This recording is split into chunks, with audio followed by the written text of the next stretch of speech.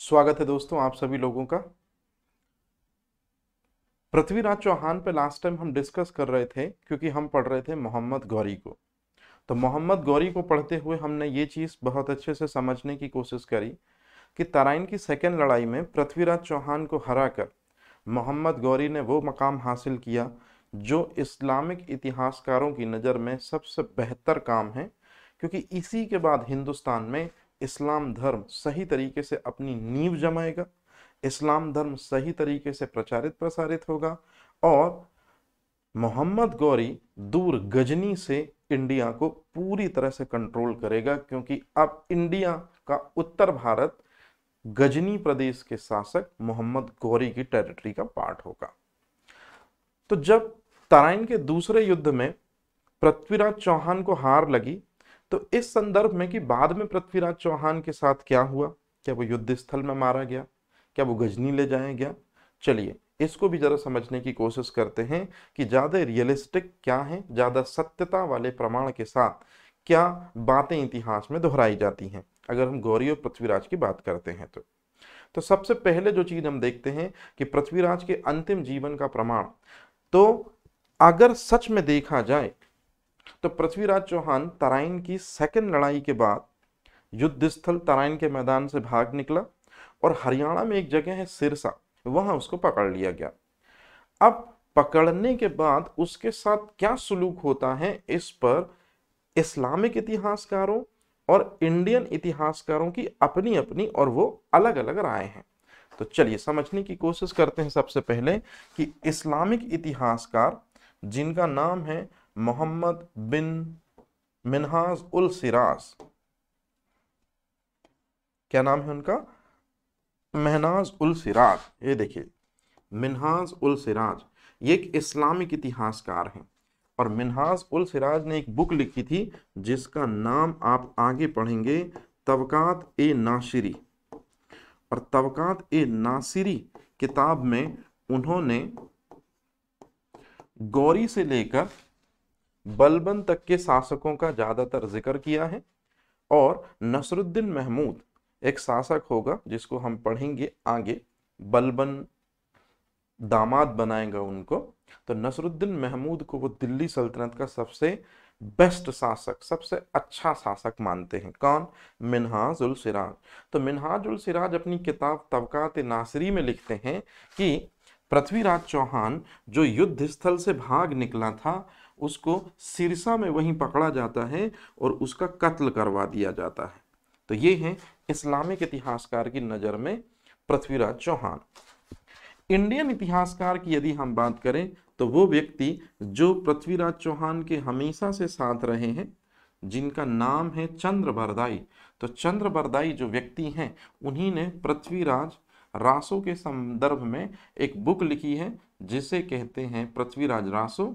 तो चंद्र बरदाई जो हैं उन्होंने पृथ्वीराज रासो एक किताब लिखी है और चंद्र बरदाई की पृथ्वीराज रासो किताब बतलाती है कि पृथ्वीराज चौहान को जब पकड़ लिया गया था तो पकड़ने के जस्ट बाद में इनको हिंदुस्तान से कहाँ ले जाया जाएगा? गजनी।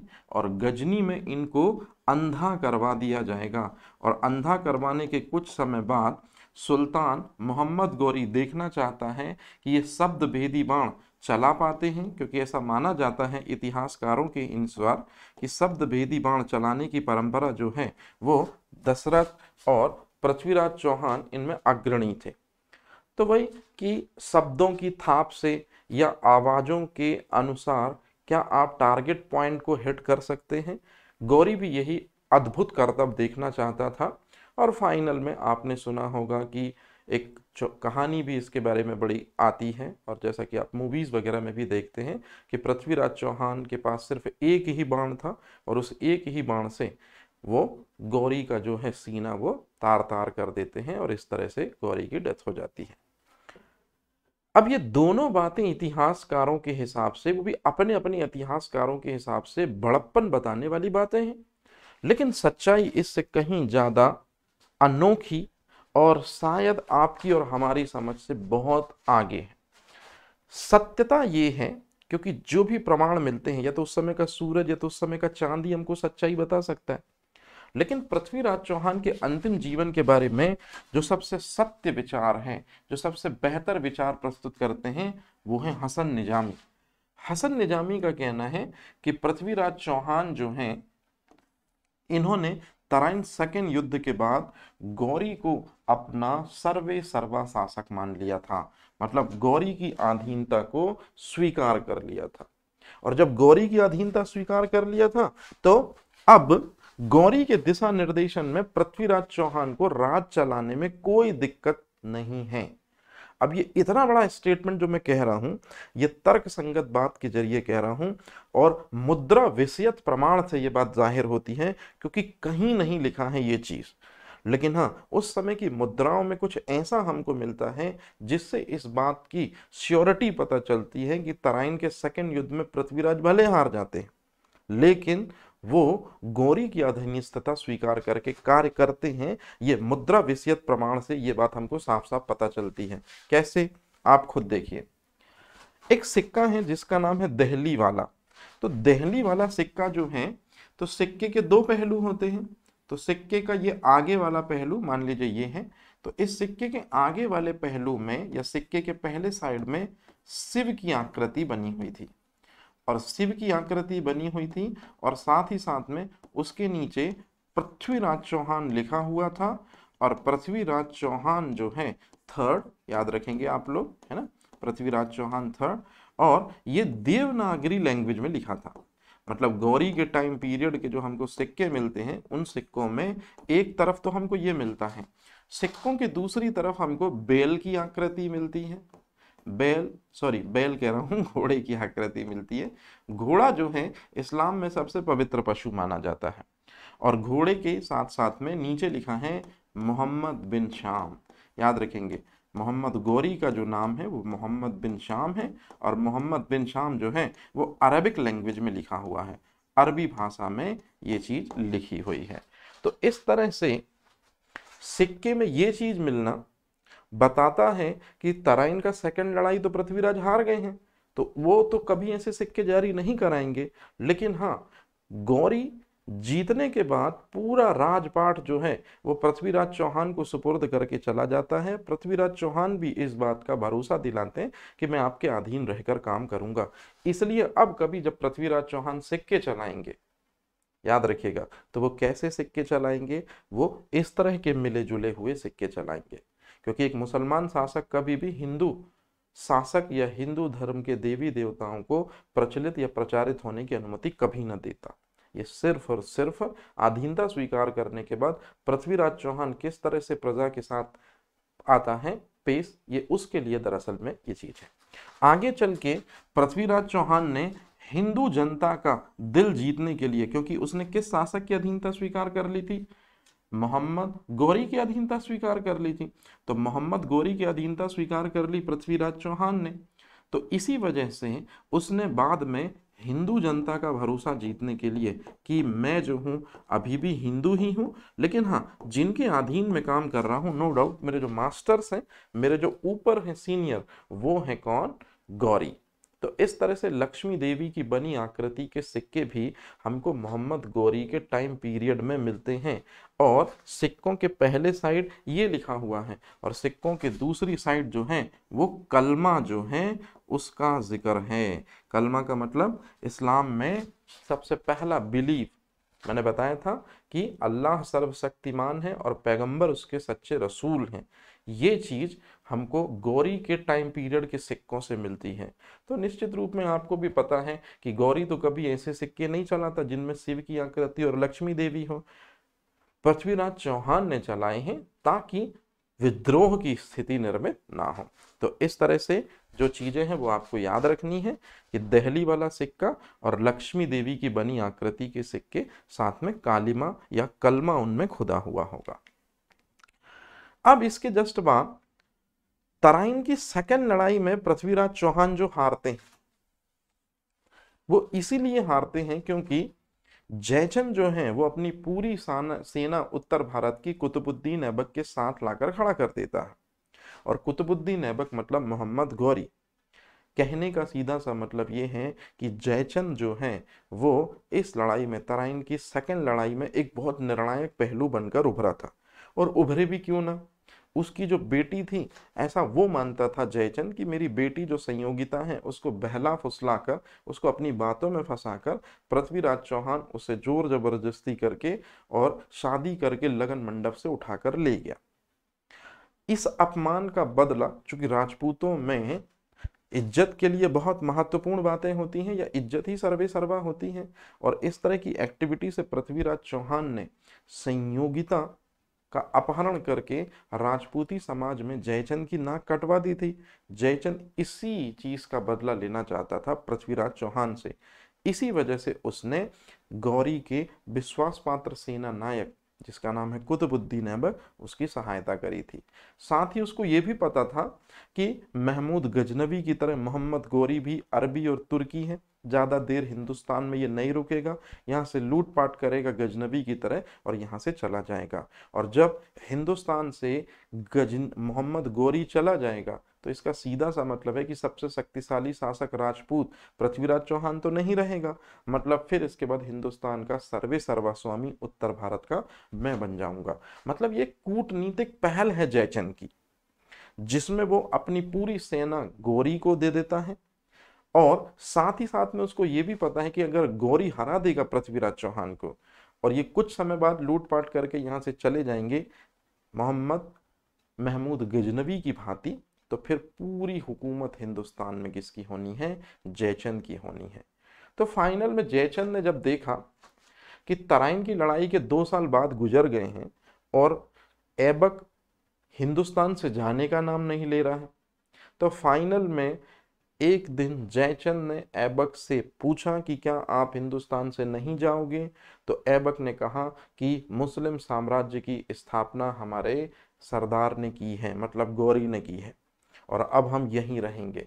बस क्या है, दोनों के बीच में इस तरह का विरोधाभास आ गया, एक जाना नहीं चाहता और एक को जाना होगा। और इस तरह से तराइन लड़ाई के 2 साल बाद, मतलब साल 1194 में, याद रखेंगे 1194 में, जो कुतुबुद्दीन ऐबक है, जो तुर्की सेना का सबसे प्रमुख व्यक्ति था, और ये कायदे से किसकी ओर से लड़ रहा था, ये लड़ रहा था मोहम्मद गौरी की ओर से। तो मोहम्मद गौरी की ओर से जो कुतुबुद्दीन ऐबक है, याद रखेंगे, उसने चंदावर की लड़ाई में, आज के समय में चंदावर जो है इटावा जिला में आता है, यमुना के तट पर चंदावर का मैदान है, जहां गहड़वाल वंश का राजपूत शासक जिसका नाम है जयचंद, याद रखेंगे राजपूतों में एक बिरादरी होती है जिसको कहते हैं गहड़वाल, तो गहड़वाल याद रखेंगे। जैसे महाराणा प्रताप भी राजपूत थे, लेकिन महाराणा प्रताप जो थे वो सिसोदिया राजपूत थे, याद रहेगी ये चीज। तो महाराणा प्रताप जो है, मैं शॉर्ट में लिख दे रहा हूं, महाराणा प्रताप एक सिसोदिया राजपूत थे। अच्छा, आपने इतिहास में जोधा का नाम सुना होगा, जोधा अकबर, तो जोधा बाई भी थी, वो दरअसल में राजपूत थी, लेकिन वो कैसी राजपूत थी, कछवाहा राजपूत थी। तो इस तरह से ये चीज आप याद रखेंगे कि गहड़वाल राजपूत हैं, मतलब राजपूतों की कैटेगरी है गहड़वाल। तो जयचंद की फाइनल में लड़ाई हुई, इस लड़ाई में जयचंद बड़े आराम से हार गया और इस तरह से कन्नौज पर अब हो गया किसका अधिकार, तुर्कों का अधिकार, मतलब गौरी का अधिकार। और जैसे ही कन्नौज पर तुर्कों का अधिकार हो गया, मोहम्मद गौरी का काम पूरा हुआ और फिर से वो अपने गृह वतन लौट आता है और जो नए जीती गई टेरिटरी है वो कुतुबुद्दीन ऐबक के हवाले कर जाता है। इतिहासकार ये भी बताते हैं कि सबसे बड़ा साम्राज्य राजपूतों में उस समय पे जयचंद के पास ही होता था।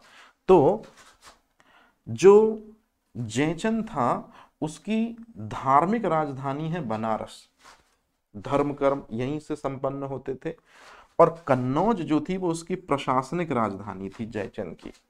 तो फाइनल में मैं कहना ये चाहता हूं कि युद्ध स्थल पे जब कोई राजा हारता है तो जीते गए राजा का वर्चस्व अपने आप राजधानियों पर हो जाता है। तो कन्नौज जो कि प्रशासनिक राजधानी थी, सारे कार्य यहीं से संपन्न होते थे, और बनारस धार्मिक राजधानी थी, इन दो पर भी तुर्कों का अधिकार हो गया। तो आपसे अगर कभी क्वेश्चन पूछा जाए कि जो जयचंद हैं जिनको पृथ्वीराज चौहान ने देशद्रोही कहा था, क्योंकि यदि ये अपनी सेना नहीं देते तो कुतुबुद्दीन ऐबक और गौरी को विश्वास नहीं हो पाता, और वो विश्वास न होने के कारण कभी नहीं हरा पाते। तो इसी वजह से जयचंद को देशद्रोही कहा था पृथ्वीराज चौहान ने, क्योंकि उसने तराइन सेकंड के वॉर में अपनी पूरी की पूरी जो है आर्मी वो किसको दे दी थी, ऐबक के हवाले करती थी, मतलब गौरी के हवाले करती थी। तो इस तरह से ये गेहड़वाल वंश का शासक जयचंद जो है, याद रखेंगे आप, किसके अधीन है, मोहम्मद गौरी के अधीन है, या मोहम्मद गौरी के अधीन नहीं, सॉरी, समकालीन है। समकालीन मतलब जिस समय मोहम्मद गौरी है उस समय ही ये जयचंद महोदय भी है। और इस तरह से एक युद्ध होता है जिसका नाम है चंदावर, इसमें हार जाते हैं। जैसे ही चंदावर की लड़ाई में उत्तर भारत के सबसे शक्तिशाली राजपूत जो है पृथ्वीराज चौहान, वो 1192 में हार गए थे, और 1194 में चंदावर के युद्ध के बाद उत्तर भारत में सबसे ज्यादा राजपूत साम्राज्य जिनका विस्तृत था, नाम है जयचंद, गढ़वाल वंश के शासक, वो भी हार गए थे। तो अब उत्तर भारत में कोई भी ऐसी शक्ति नहीं है जो मोहम्मद गौरी के खिलाफ या कुतुबुद्दीन ऐबक के खिलाफ या तुर्की साम्राज्य के खिलाफ या मुस्लिम साम्राज्य के खिलाफ बगावत का बिगुल फूंक सके या तो बगावत कर सके। तो जब गौरी ने देखा कि अब कोई सत्ता नहीं है उससे लड़ने के लिए, या कोई ताकतवर अप्रोच नहीं आएगी अब, तो बस गौरी ने ऐबक को आदेश किया कि इस्लामिक संस्कृति, क्योंकि याद रखिए इस्लामिक साम्राज्य तब उदय होगा जब इस्लामिक संस्कृति, इस्लामिक सभ्यता तेजी से प्रचारित प्रसारित की जाए। बस 1194 के बाद मानो इस्लामिक संस्कृति का प्रभाव बड़ी तेजी से बढ़ा, और जिसके लिए मंदिरों को सबसे पहले निशाना बनाया गया, क्योंकि ऐसा माना जाता है कि जब जब एक संस्कृति जाएगी नहीं तब तक दूसरी संस्कृति आएगी नहीं। तो बस इसी कारण से भारतीय मंदिरों को तोड़ना शुरू किया गया, और उन मंदिरों को तोड़कर उनकी जगह पर मस्जिदें तामील कराने का फैसला लिया गया। तो इस तरह से ये चीज आपको याद रखनी है कि भारतीय मंदिरों को तोड़ेंगे तो हिंदुत्व की भावना को धक्का लगेगा। हिंदुत्व की भावना जब खत्म होगी तो निश्चित रूप में कोई दूसरी भावना जो है वो परवान चढ़ेगी। तो याद रखेंगे, आपसे हमेशा क्वेश्चन पूछा जाता है कि मंदिरों को तोड़ना और उनकी जगह मस्जिदों को तामील कराना, क्या ये कोई कंट्रोवर्शियल फैसला है? नहीं, ये सिर्फ एक धर्म का फैसला है। मतलब ये एक धार्मिक फैसला है, जिस धार्मिक फैसले का सीधा सा मतलब है कि जब तक हिंदू संस्कृति रहेगी, हिंदू सभ्यता रहेगी, लोग हमेशा उसी के मुरीद रहेंगे। जब तक घंटियां बजती रहेंगी, जब तक मंदिरों में भगवान रहेंगे, जब तक मंदिर रहेंगे, लोगों की, हिंदू लोगों की प्रबल आस्था हिंदुत्व में रहेगी। तो यदि हिंदू संस्कृति को समाप्त कर दें, मंदिरों को, भगवान को, तो हिंदू अपने आप समाप्त हो जाएंगे। और जब हिंदू समाप्त होने की कगार पर होंगे तब उनको इस्लामिक रिलीजन में आप आसानी से बुला सकते हैं। तो कुल मिला के ये एक धार्मिक फैसला है, और इसके अलावा इसको और किसी चश्मे से ना देखा जाए, याद रखिएगा। और इसी कारण से जब मंदिरों को तोड़ा गया तो फिर मस्जिदों के बनने का दौर हिंदुस्तान में शुरू हुआ। तो भारत की सबसे पहली मस्जिद, अगर मैं बोलूं कि भारत की पहली मस्जिद 629 में केरल के त्रिशूर में बनी थी, जिसका नाम है चेरामन पेरुमल। तो चेरामन पेरुमल मस्जिद जो बनी है केरला के त्रिशूर में, वो केरल के राजा चेरामन ने ही बनवाई थी। और पैगंबर इस्लाम मोहम्मद साहब जब जीवित थे 629 में, उनसे ही दीक्षा लेकर इस्लाम में शामिल होकर इस मस्जिद का निर्माण कराया था। लेकिन मैं बात अब यहाँ जो कर रहा हूँ वो दिल्ली सल्तनत की कर रहा हूँ। तो कुतुबुद्दीन ऐबक वो शख्सियत है, याद रखेंगे, जो दिल्ली के कुछ जैन मंदिरों को और दिल्ली के बहुत से हिंदू मंदिरों को तोड़ते हैं और उस जगह पर तुर्कों द्वारा भारत में सबसे पहली मस्जिद स्थापित कराते हैं। क्यों? क्योंकि याद करिए, मैंने आपको बताया था कि सुबुक्तगीन, महमूद गजनवी, मोहम्मद गौरी, ये पूरी की पूरी अब तुर्की परंपरा चल पड़ेगी। तो जितने भी शासक अब आपको आएंगे ये सब तुर्की होंगे। तो कुतुबुद्दीन ऐबक ने ही कुब्बतुल इस्लाम मस्जिद का निर्माण करवाया था। और मस्जिदों के निर्माण होने से इस्लामिक संस्कृति प्रचारित प्रसारित होगी। तो अच्छे से देख लीजिए कि कुब्बतुल इस्लाम मस्जिद तुर्कों के द्वारा बनाई गई पहली मस्जिद है, और सबसे इंपॉर्टेंट चीज ये गैर इस्लामिक शैली में बनी है। क्यों? क्योंकि मंदिरों को पूरा ढाया नहीं गया, मंदिरों के ऊपरे जो कंगूरे होते हैं सिर्फ उनको ही ढाया गया, उनका बेस और पिलर रहने दिए, और बस उसकी जगह पर मंदिरों का मस्जिदों के स्ट्रक्चर को तामील कराया गया। तो इस तरह से कुब्बतुल इस्लाम मस्जिद गैर इस्लामिक शैली में बनी भारत की पहली मस्जिद है। तो याद रखेंगे, गैर इस्लामिक शैली में बनी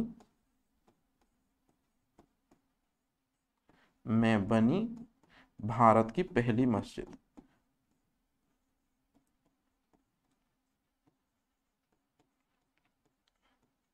कहां पर है ये मस्जिद? तो ये जो मस्जिद है याद रखेंगे आप, ये दिल्ली में है।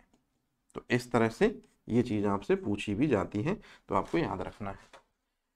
इतिहासकार ऐसा कहते हैं कि कुछ समय बाद अजमेर में भी संस्कृत विश्वविद्यालय या संस्कृत विश्वविद्यालय को तोड़कर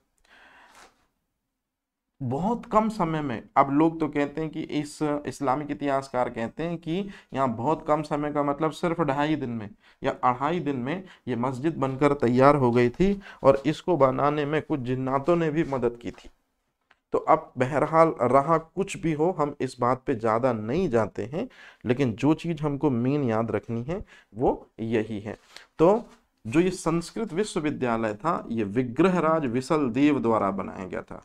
विग्रहराज विसल देव द्वारा बनाए गए संस्कृत विश्वविद्यालय को तोड़कर इसकी जगह पर 2.5 दिन की झोपड़ा बनाया गया। और ये जो 2.5 दिन का झोपड़ा है, ये आप याद रखेंगे, ये दरअसल में एक मस्जिद है।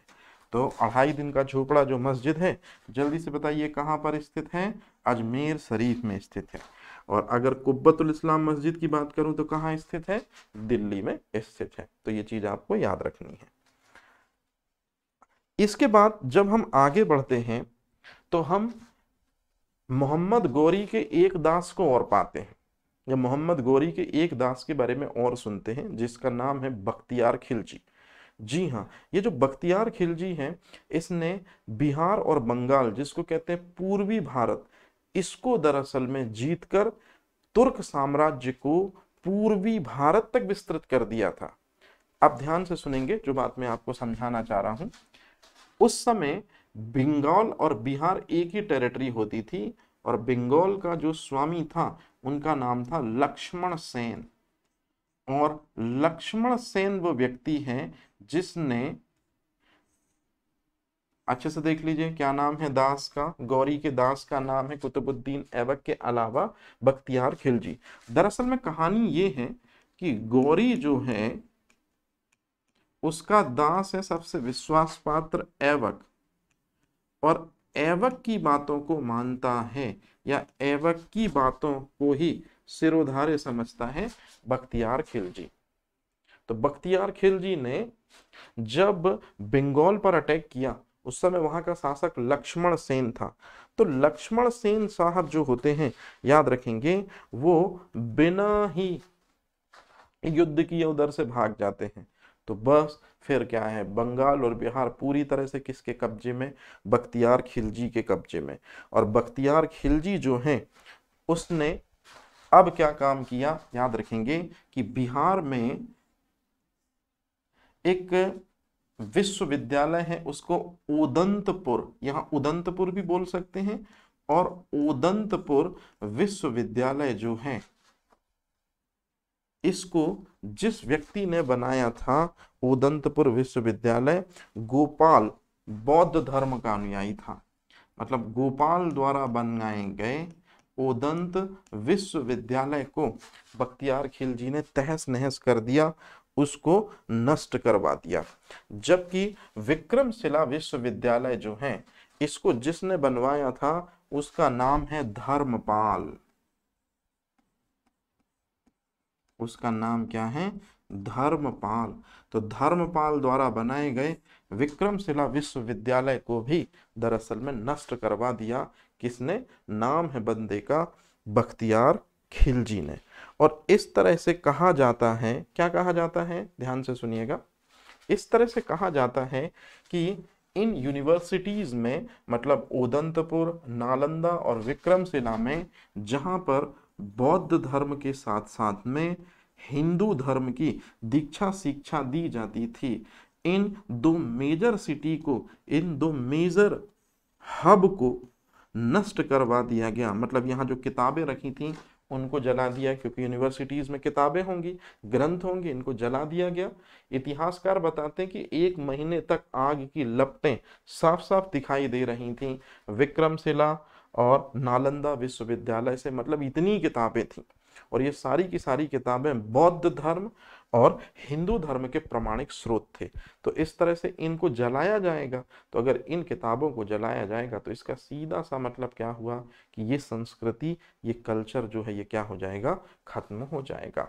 और इस तरह से अगर हिंदू संस्कृति खतरे में आ जाएगी या बौद्ध संस्कृति यदि समाप्त हो जाएगी तो दूसरी संस्कृति के उदय का मार्ग बहुत आसान हो जाएगा। और वो दूसरी संस्कृति कोई और नहीं, मोहम्मद गौरी यही करना चाहता था, भारत में इस्लामिक साम्राज्य स्थापित। तो इसके लिए जो सबसे अच्छा काम है, अगर ऐबक ने किया है, बहुत सारे भारतीय प्रदेशों को विजिट किया है, जैसे कन्नौज को किया है, दिल्ली को किया है, तो बख्तियार खिलजी ने भी कोई कसर नहीं छोड़ी है भारत में इस्लामिक साम्राज्य को स्थापित करने में। पूर्वी बंगाल जो है वो आपके कारण ही गौरी के अधिकार क्षेत्र में आ सका। मतलब सोचिए, गौरी अफगानिस्तान से बैठकर पूर्वी बंगाल तक को, पूर्वी भारत तक को कंट्रोल करता था। अब चलते हैं मोहम्मद गौरी के अंतिम समय के बारे में और जानने की कोशिश करते हैं कि मोहम्मद गौरी जो है अब उसके साथ में अंत समय कैसा गुजरा या अंत समय में क्या हुआ। तो सबसे पहली चीज, थोड़ा सा मेरी बात समझिएगा, एक टर्निंग पॉइंट आता है 1202 में, कि 1202 में जो गौर प्रदेश का स्वामी था, याद करिए शुरुआती लेक्चर मैंने आपको बताया था 2 प्रदेश थे, एक गौर प्रदेश था, एक गजनी प्रदेश था। गौर प्रदेश में गयासुद्दीन का ही शासन था, लेकिन गजनी प्रदेश जो है मोहम्मद गौरी को दे दिया गया था। तो गौर प्रदेश के जो शासक हैं, जिनका नाम है गयासुद्दीन, जो मोहम्मद गौरी के बड़े भाई हैं, इनकी 1202 में वफात हो जाती है, इनकी 1202 में मृत्यु हो जाती है। तो इस तरह से अब गौर साम्राज्य खाली हो गया। 1 साल बाद अपने बड़े भाई के साम्राज्य को, मतलब 1203 में गौरी कैप्चर कर लेगा।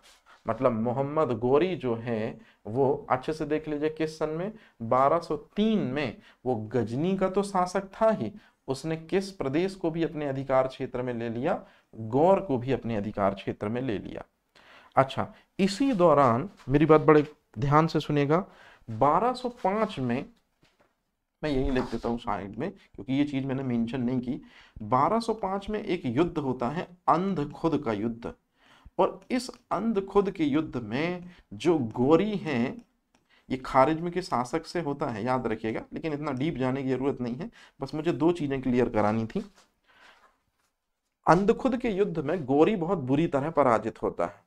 मतलब गौरी की हिंदुस्तान में, मतलब गौरी की पूरी जिंदगी में 3 पराजय हैं।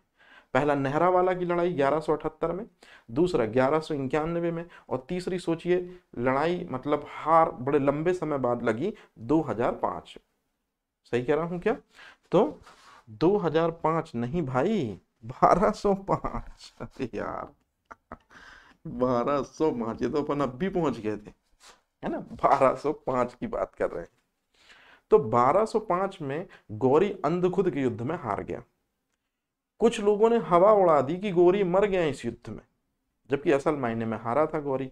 अब याद करिए, जो हिंदुस्तानी टेरिटरी थी, जो हिंदुस्तानी प्रदेश है, मुल्तान हो गया, उच्च हो गया, है ना, पंजाब का निचला रीजन हो गया, इधर दिल्ली हो गया, इधर आपका राजस्थान हो गया, रणथंबोर हो गया, इधर अगर बंगाल बिहार तक देख लें, तो यहाँ के कुछ जो राजा थे उन्होंने अपने आप को स्वतंत्र घोषित कर दिया। क्योंकि उनको पता चला कि गौरी की डेथ हो गई है और ऐबक जो है वो उतने तरीके से अब नहीं बैकअप कर पाएगा, इतने बड़े साम्राज्य को कैसे एकजुट कर पाएगा। तो 1205 में अंधखुद के युद्ध के बाद गौरी की डेथ हो गई है, ऐसी हवा उड़ा दी गई। बहुत सारे राज्यों ने अपने आप को स्वतंत्र मान लिया। बस इसी वजह से 1205 में गौरी के जो गजनी के जो शासक है मोहम्मद गौरी को फिर हिंदुस्तान आना पड़ा, और फिर हिंदुस्तान आना पड़ा तो फिर यहाँ बहुत सारे राज्यों को जीतना पड़ा। और जब यहाँ बहुत सारे राज्यों को जीत कर वापस लौट रहा था गौरी गजनी के लिए, तो फिर जो रास्ते में खोखरों ने, याद रखिएगा, रास्ते में खोखरों को उसने बहुत बुरी तरह से परास्त किया। तो ये खोखर जो जाति थी ये पंजाब में थी, और जब ये आगे जा रहा था 1206 में, याद रखेंगे 1206 में मोहम्मद गौरी जब गजनी जा रहा था, किनको परास्त करके? खोखरों को परास्त करके। याद रखेंगे अपने जीवन के अंतिम समय में महमूद गजनबी ने भी खोखरों को पराजित किया था, और अपने जीवन के अंतिम समय में मोहम्मद गौरी ने भी खोखरों को बहुत बुरी तरह पराजित किया। ये दोनों में सिमिलैरिटी है, दोनों गजनी के स्वामी थे, ये भी सिमिलैरिटी है। तो एक जगह है दम्यक नामक स्थान पर, सिंधु नदी के पास रुकता है गौरी, नमाज पढ़ता है, और इसी नमाज पढ़ते के दौरान या नमाज पढ़ने के दौरान कुछ खोखर जनजाति के लोग जो बहुत बुरी तरह से हारे थे ठीक 1 साल पहले मोहम्मद गौरी से, वही नमाज पढ़ते में गला रेत कर उसकी क्या करते हैं? हत्या कर देते हैं। और जब ये चीज पता चलती है कुतुबुद्दीन ऐबक को, याल्दोज को, कुबाचा को, ये सभी के सभी जो हैं ये दरअसल में गौरी के गुलाम हैं, ये सभी उसको ले जाते हैं कहाँ? गजनी, और वहां ले जाकर उसको दफन कर देते हैं। तो इस तरह से गौरी का चैप्टर होता है क्लोज। लेकिन जैसे ही गौरी का चैप्टर क्लोज होता है एक बहुत बड़ी समस्या हो जाती है पैदा।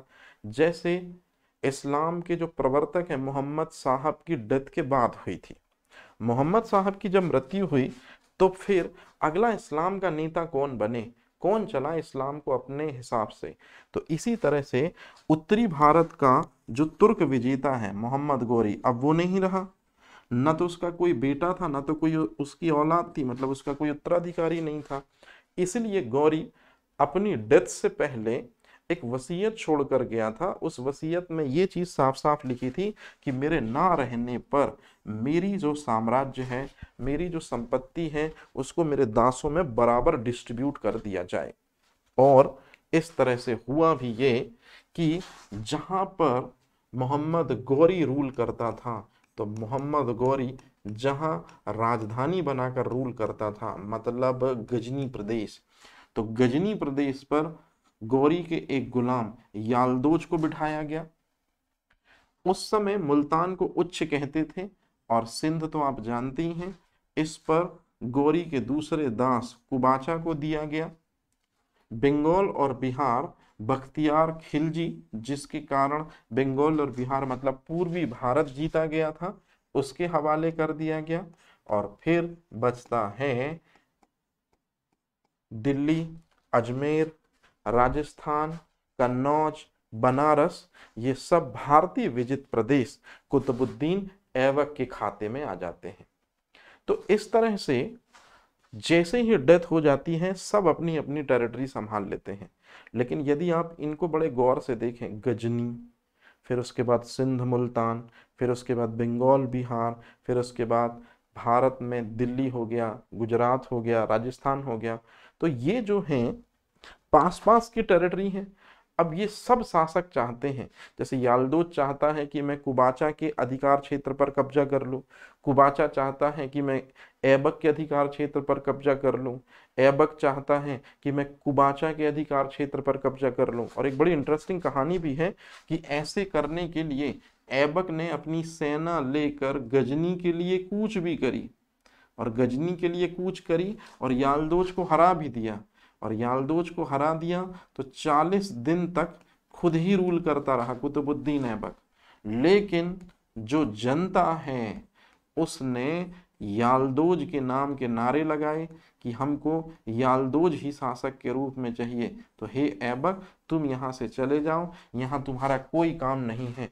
मतलब जनता जनार्दन में याल्दोज की लोकप्रियता बड़ी थी।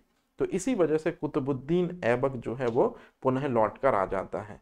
लेकिन इससे एक सीख लेता है कि निकट भविष्य में ये सभी दास आपस में लड़े मरे न, एक दूसरे के साम्राज्य पर अधिकार न करें या एक दूसरे के साम्राज्य पर अपनी बादशाहत न जताएं। इसीलिए इसने क्या किया, इस समस्या का सॉल्यूशन निकाला वैवाहिक संबंधों को स्थापित करके। अब कैसे वैवाहिक संबंधों को स्थापित किया, सबसे पहले मेरी बात सुनिए जो मैं आपको समझाना चाहता हूं कि जो कुतुबुद्दीन ऐबक हैं उसकी एक बहन है और कुतुबुद्दीन ऐबक जो हैं उसकी एक बेटी है। अच्छे से समझिएगा, बहुत इंपॉर्टेंट चीज। और जो याल्दोज है, मैं यहां पर लिख दे रहा हूं थोड़ा सा, जो याल्दोज है इसकी भी एक बेटी है, तो याल्दोज की बेटी है। अब आप देखिए होता क्या है। सबसे पहले हुआ यह है कि ऐबक ने याल्दोज की बेटी से शादी कर ली। अच्छे से देख लीजिए, ऐबक ने याल्दोज की जो बेटी है उससे विवाह कर लिया। तो अब बताइए, रक्त संबंधों को मजबूत जब कर लिया है तो क्या कभी अब भूल कर भी याल्दोज जो है वो अपने बेटी के शौहर को मारना चाहेंगे? कभी नहीं। देखिए कितनी समझदारी। अच्छा, अब शायद आप समझ रहे होंगे कि इस्लाम में ब्लड रिलेशन का कारण क्या है, काफी क्लोज में शादी क्यों करते थे वो लोग। आज के चश्मे से मत देखिए अपनी जनरेशन को, मतलब हिंदू अपने चश्मे से इस्लाम को न देखे, वो उस समय को देखे जब सबकी टेरिटरी पास पास है, एक दूसरे पर अटैक कर सकते हैं, लेकिन अटैक ना हो तो किस तरह से समस्या का सलूशन किया जा सकता है, ये है। इसी तरह से ऐबक ने याल्दोज को तो खामोश कर दिया, अब बचा कौन? अब बचा कुबाचा। तो ऐबक की एक बहन है, इस बहन की शादी करता है कुबाचा के साथ में, मतलब जीजा जी बन गए कुबाचा जी और आप साले साहब हो गए। और ऐबक की जो बेटी थी, ऐबक की बेटी की शादी वो करता है अपने सबसे विश्वास पात्र गुलाम से, जो आगे चल के दिल्ली सल्तनत का श्योर वारिस बनेगा, वास्तविक वारिस बनेगा, अल्तुमिश।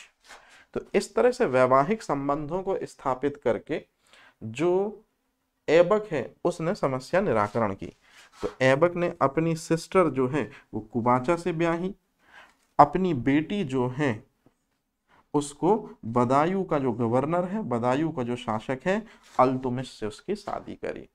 तो इस तरह से अगर कहा जाए कि रक्त संबंधों के हिसाब से सल्तनत आगे बढ़ती रहे, सल्तनत आगे चलती रहे, ये ऐबक को तरीका सूझा ताकि उत्तराधिकार का युद्ध गौरी के दासों के बीच ना हो, उसके मालिक की जो रूह है वो अगर जहां भी हो, अर्थात जन्नत में यदि होगी, तो वो तड़पे नहीं, अपने गुलामों को उस चीज के लिए लड़ता और मरता देख जो उसके गुलामों ने ही गौरी के कदमों पर लाकर रखे थे।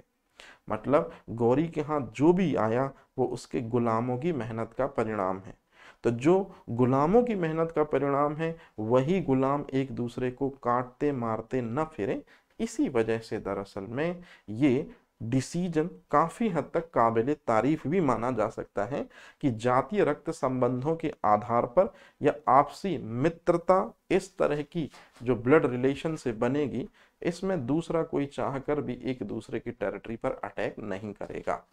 तो अन्य अगर हम चलते चलते बात करें तो महमूद गौरी वो व्यक्ति है जिसने ऐसे सिक्के जारी किए हैं जिनमें एक तरफ लक्ष्मी देवी की आकृति बनी है और दूसरी तरफ अरबी में कलमा लिखा हुआ है। महमूद गौरी कभी ऐसे सिक्के जारी नहीं करेगा जिसमें लक्ष्मी देवी की आकृति बनी हो। लेकिन याद करिए, मैंने आपको बताया था कि ऐसा कब हो सकता है, जब मोहम्मद गौरी अपना पूरा कार्यभार किसको सौंप जाए, किसी हिंदू शासक को। मतलब कोई हिंदू शासक ऐसा उस समय में सिर्फ यही पता चलता है पृथ्वीराज चौहान थर्ड, जो या जिसके अंडर में काम किया है कुछ समय के लिए। किसने काम किया है, तो गौरी के अंडर में काम किया है पृथ्वीराज चौहान ने, और इसी वजह से हिंदू जनता के दिलों में अपनी अमिट छाप पृथ्वीराज ने छोड़ने के लिए लक्ष्मी देवी की बनी आकृति के सिक्के चलवाए थे। और दूसरा सिक्का जिससे ये बात श्योर हो जाती है कि पृथ्वीराज चौहान ने कार्य किया है असल मायने में किसके दिशा निर्देशन में, गौरी के दिशा निर्देशन में, वो सिक्का दहली वाला सिक्का है।